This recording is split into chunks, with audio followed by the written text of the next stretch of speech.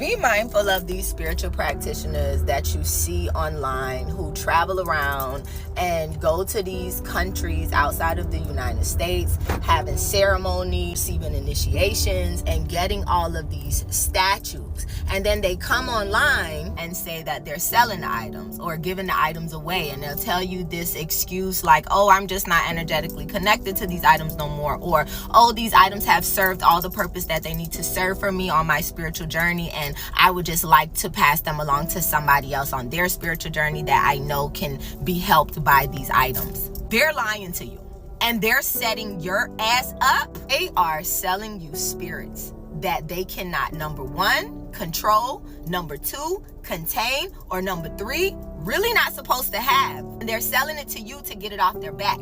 When you receive spirits, energies, entities in ceremony or from an elder, you cannot just throw it away when you don't want it anymore. And that's why I tell you guys, be very mindful of initiating into African traditional religions or receiving energies from elders, because if you're not supposed to have that energy, it's gonna wreak havoc in your life. If you're not taught how to work with the energy, it's gonna wreak havoc in your life.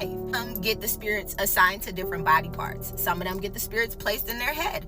But a majority of them get the energies placed inside of a statue. Most times it's a wooden carving. You'll see nails banged into it. It'll have blood stains and all this other stuff. And when they get back home, they realize that these energies, these spirits, these entities that they have are wreaking havoc in their life. They're not supposed to have them, because there is a proper way to get these spirits away from you, and they don't have the proper person to tell them how.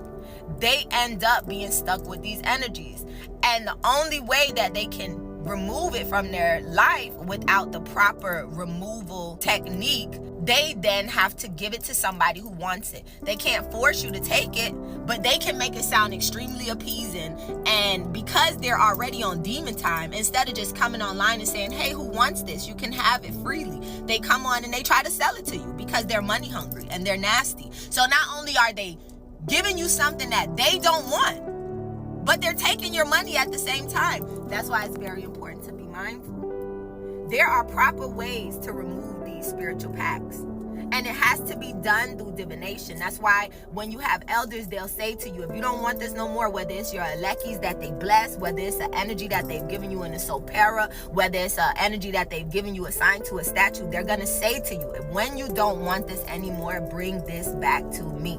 But so many people are getting energies from out of the United States. They can't travel back to those places to give back those energies. And they can't throw them in the garbage, so they'll give them to you or sell them to you, only to then have those energies wreak havoc on your life. Half of y'all don't even know that spirits are living in these statues. They're coming online and they're telling you, oh, these are special things that I acquired from Haiti, from Africa. Y'all gonna end up stuck with something that's gonna ruin your life. Don't be so anxious to get spirits. Don't be so anxious to go out and obtain entities and energies. First of all, you already have spirits assigned to you.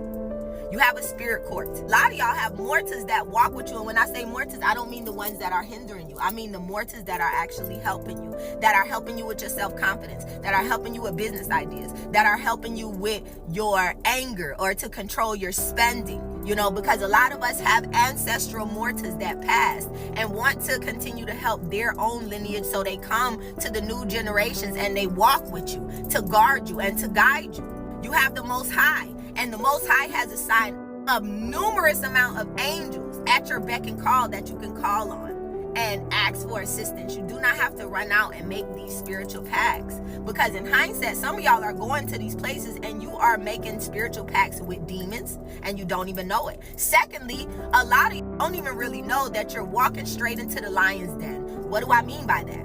Remember, our own skin folk is who sold us into slavery. Remember that. So when you're going to these countries outside of the United States, when you're going back to Africa especially, be mindful, because you could be potentially walking into the tribal lineage of an opposing tribe.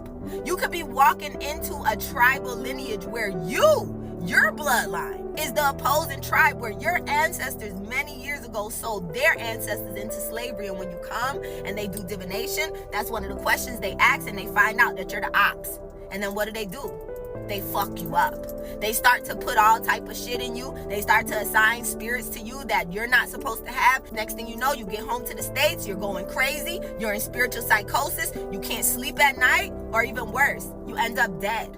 Be careful, because not all spiritual pacts can be removed. Not all spiritual contracts can be canceled. So that's why it's very important, before you light a candle and call on an energy, make sure you know that energy, and not just because you know the name.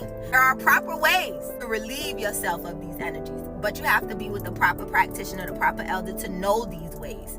And when you're calling on a spirit, when you're lighting candle for a spirit, when you're buying spirits, when you're receiving spirits, make sure that you understand exactly who and what this spirit is, what they want from you, why they want to be in your life, how they can help you, how they can assist you. Make sure that you don't turn into a human slave to a spirit, because that's what a lot of you guys are out here doing. You're starting on your spiritual journey, and before you even get to know yourself, before you get to know your chi, your ori, your spirit guides and your spirit court, the mortals that may be walking with you, you run out and you buy spirits, and then you become a human slave to these spirits. Next thing you know, you're slaughtering animals, giving blood, and not even receiving anything in return for doing it. So be mindful of a lot of this shit that you see on the internet. Remember, numbers are the universal language for the Most High. Why? Because numbers don't lie.